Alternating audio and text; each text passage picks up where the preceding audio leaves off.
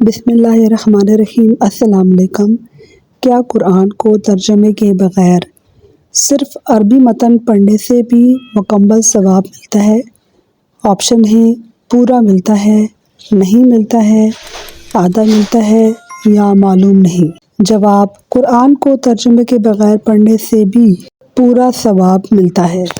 ناظرین، اب سورہ بقرہ کا بقایا ترجمہ و تفسیر ملاحظہ فرمائیے۔ اعوذ باللہ من الشیطان الرجیم، بسم اللہ الرحمن الرحیم۔ یا ایھا الناس اعبدوا ربکم الذی خلقکم والذین من قبلکم لعلکم تتقون۔ لوگو، بندگی اختیار کرو اپنے اس رب کی جو تمہارا اور تم سے پہلے جو لوگ ہو کر گزرے ہیں ان سب کا خالق ہے، تمہارے بچنے کی توقع اسی صورت ہو سکتی ہے۔ یا ایھا الناس، لوگو، اعبدوا ربکم الذی، بندگی اختیار کرو اپنے اس رب کی، خلقکم، جو تمہارا اور تم سے پہلے جو لوگ ہو کر گزرے ہیں، والذین من قبلکم، اور تم سے جو پہلے لوگ گزرے ہیں، لعلکم تتقون، ان سب کا خالق ہے۔ الذی جعل لکم الارض، تمہارے بچنے کی توقع اسی صورت ہو سکتی ہے۔ الذی جعل لکم الارض، وہی تو ہے، الذی وہی تو ہے، جعل لکم الارض، جس نے تمہارے لیے زمین کا فرش بچھایا، فراشا والسماء بناء وانزل من السماء ماء، آسمان کی چھت بنائی، اوپر سے پانی برسایا اور اس کے ذریعے سے ہر طرح کی پیداوار نکال کر تمہارے لیے رزق بہم پہنچایا۔ وانزل من السماء ماء، ماء کا مطلب ہوتا ہے پانی، سما آسمان پر سے نازل کیا پانی، فاخرج به من الثمرات رزقا لکم، آسمان کی چھت بنائی، اوپر سے پانی برسایا اور اس کے ذریعے، اخرجہ ہوتا ہے اخراج کیا، پیدا کیا، ثمرات ہوتا ہے پیداوار، رزق لکم، رزق بہم پہنچایا۔ وَإِن كُنتُمْ فِي رَيْبٍ مِّمَّا نَزَّلْنَا عَلَىٰ عَبْدِنَا فَأْتُوا بِسُورَةٍ مِّن مِّثْلِهِ وَإِن كُنتُمْ فِي رَيْبٍ مِّمَّا، پس جب تم یہ جانتے ہو تو دوسروں کو اللہ کا مد مقابل نہ ٹھہراؤ۔ عَلَىٰ عَبْدِنَا فَأْتُوا بِسُورَةٍ مِّن مِّثْلِهِ، دوسروں کو اللہ کا مد مقابل نہ ٹھہراؤ، مطلب تم شرک نہ کرو۔ وَادْعُوا شُہَدَاءَکُم مِّن دُونِ اللہِ إِن کُنتُم صَادِقِینَ، پس جب تم یہ جانتے ہو تو دوسروں کو اللہ کا مد مقابل نہ ٹھہراؤ، اور اگر تمہیں اس امر میں شک ہے کہ یہ کتاب جو ہم نے اپنے بندے پر اتاری ہے یہ ہماری نہیں ہے، تو اس کے مانند ایک ہی صورت بنا لاؤ۔ اگرچہ قرآن کی دعوت تمام انسانوں کے لیے عام ہے، مگر اس دعوت سے فائدہ اٹھانا یا نہ اٹھانا لوگوں کی دینی آمادگی پر ہے، اور اس آمادگی کے مطابق اللہ کی توفیق پر منحصر ہے۔ لہٰذا پہلے انسانوں کے درمیان فرق کر کے واضح کر دیا گیا ہے کہ کس قسم کے لوگ اس کتاب کی رہنمائی سے فائدہ اٹھا سکتے ہیں اور کس قسم کے نہیں اٹھا سکتے ہیں۔ اس کے بعد اب تمام نوع انسانی کے سامنے وہ اصل بات پیش کی جا رہی ہے جس کی طرف بلانے کے لیے قرآن آیا ہے، یعنی دنیا میں غلط بینی اور غلط کاری سے اور آخرت میں خدا کے عذاب سے بچنے سے۔ یعنی جب تم خود بھی اس بات کے قائل ہو اور تمہیں معلوم ہو کہ یہ سارے کام اللہ ہی کے لیے ہیں، اور پھر تمہاری بندگی اس کے لیے خاص ہونی چاہیے۔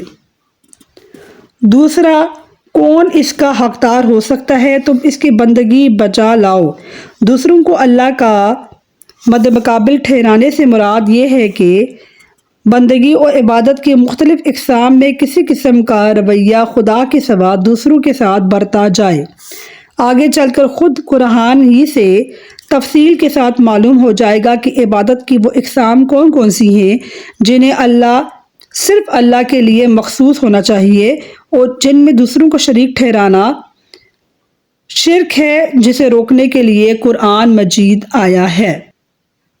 ناظرین، ان خوبصورت آیات میں اللہ میاں یہی بتا رہے ہیں کہ اللہ میاں کے متقابل دوسروں کو نہ لاؤ، شرک نہ کرو، اور تمام عبادات مخصوص ہیں اللہ تعالیٰ کے لیے، اور اللہ تعالیٰ کے سوا دوسروں کو ان کا بندگی اور عبادت میں شریک نہ ٹھہراؤ۔ اللہ ہی ہے جس نے آسمان سے پانی برسایا اور زمین کا فرش بچھایا اور زمین کے اوپر مختلف نباتات اور رزق تمہارے لیے پہنچایا۔ لم تفعلوا ولن تفعلوا فاتقوا النار التي وقودها الناس والحجارہ اعدت للکافرین۔ اللہ کو چھوڑ کر جس کی چاہو مدد لے لو، اور اگر تم سچے ہو تو یہ کام کر کے دکھاؤ، لیکن اگر تم نے ایسا نہ کیا اور یقیناً کبھی نہیں کر سکتے تو ڈرو اس آگ سے جس کا ایندھن بنیں گے انسان اور پتھر، جو مہیا کی گئی ہے منکرین حق کے لیے۔ اعدت للکافرین، وہ جو آگ ہے مہیا کی گئی ہے منکرین حق کے لیے۔ جہاں پہ قیامت کا ذکر کیا جا رہا ہے کہ قیامت میں وہ آگ ہوگی جس کا ایندھن بنیں گے انسان اور پتھر۔ اس سے پہلے مکہ میں کئی بار یہ چیلنج دیا جا چکا تھا کہ اگر تم اس قرآن کو انسان کی تصنیف سمجھتے ہو تو اس کے مانند کوئی کلام تصنیف کر کے لاؤ۔ اب مدینہ پہنچ کر پھر اس کا اعادہ کیا جا رہا ہے۔ اس میں صرف تم ہی دوزخ کا ایندھن نہیں بنو گے، بلکہ تمہاری وہ بت بھی تمہارے ساتھ ہوں گے جنہیں تم اپنا معبود و مسجود بنا کے تم نے رکھا ہوا ہے۔ اس وقت تمہیں معلوم ہو جائے گا کہ خدائی میں یہ کتنا دخل رکھتے ہیں۔ مطلب یہاں پہ اللہ تعالیٰ کفار کو متوجہ کر کے کہہ رہے ہیں کہ تم جن بتوں کو پوجتے ہو تو یہ بت تو خالی پتھر کے بنے ہوئے ہیں، اور قیامت کے دن دوزخ کی آگ میں یہ دوزخ کا ایندھن بنیں گے۔ وَبَشِّرِ الَّذِينَ آمَنُوا وَعَمِلُوا الصَّالِحَاتِ أَنَّ لَهُمْ جَنَّاتٍ تَجْرِي مِن تَحْتِهَا الْأَنْهَارُ كُلَّمَا رُزِقُوا مِنْهَا مِن ثَمَرَاتٍ رِزْقًا قَالُوا هَذَا الَّذِي رُزِقْنَا مِن قَبْلُ وَأُوتُوا بِهِ مُتَشَابِهًا وَلَهُمْ فِيهَا أَزْوَاجٌ مُطَهَّرَةٌ وَهُمْ فِيهَا خَالِدُونَ۔ اے پیغمبر، جو لوگ اس کتاب پر ایمان لے آئے اور اس کے مطابق اپنے عمل درست کریں، انہیں خوشخبری دو کہ ان کے لیے ایسے باغ ہیں جن کے نیچے نہریں بہتی ہوں گی۔ ان باغوں کے پھل صورت میں دنیا کے پھلوں سے ملتے جلتے ہوں گے۔ جب کوئی پھل انہیں کھانے کو دیا جائے گا تو وہ یہ کہیں گے کہ ایسے ہی پھل اس سے پہلے دنیا میں ہم کو دیے جاتے ہیں۔ ان کے لیے وہاں پاکیزہ بیویاں ہوں گی اور وہ وہاں ہمیشہ رہیں گے۔ یہاں پہ جنت کا احوال بتایا جا رہا ہے کہ جو پھل ہوں گے وہ اجنبی نہیں ہوں گے، ایسے پھل نہیں ہوں گے جن سے جنتی نامانوس ہوں۔ شکل میں وہ دنیا کے پھلوں کی طرح ہی ہوں گے، لیکن ذائقہ میں وہ دنیا کے پھلوں سے حد درجہ بڑے ہوں گے، بہتر ہوں گے۔ دیکھنے میں مثلاً آم، انار اور سنترے ہی ہوں گے۔ اہل جنت ہر پھل کو دیکھ کر پہچان لیں گے کہ یہ آم ہے اور یہ انار ہے اور یہ سنترا ہے، مگر مزے میں دنیا کے آموں اور اناروں اور سنتروں کو ان سے کوئی نسبت نہیں ہوگی۔ عربی متن میں ازواج کا لفظ استعمال ہوا ہے جن کے معنی ہیں جوڑے، اور یہ لفظ شوہر اور بیوی دونوں کے لیے استعمال ہوتا ہے۔ شوہر کے لیے بیوی ازواج ہے اور بیوی کے لیے شوہر زوج، مگر وہاں یہ ازواج پاکیزگی کی صفت کے ساتھ ہوں گے۔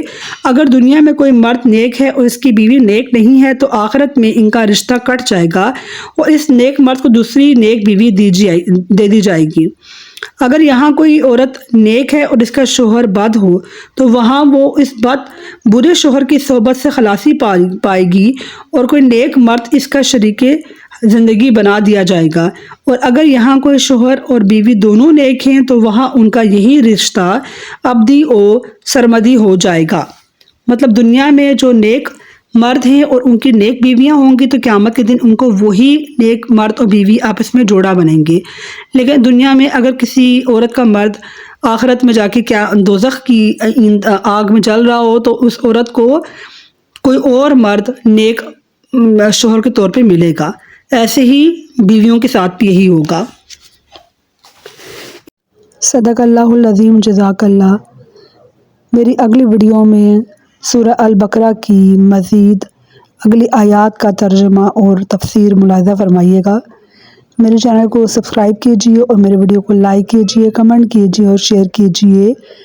فی سبیل اللہ، جزاک اللہ خیرا کثیرا۔ اللہ حافظ۔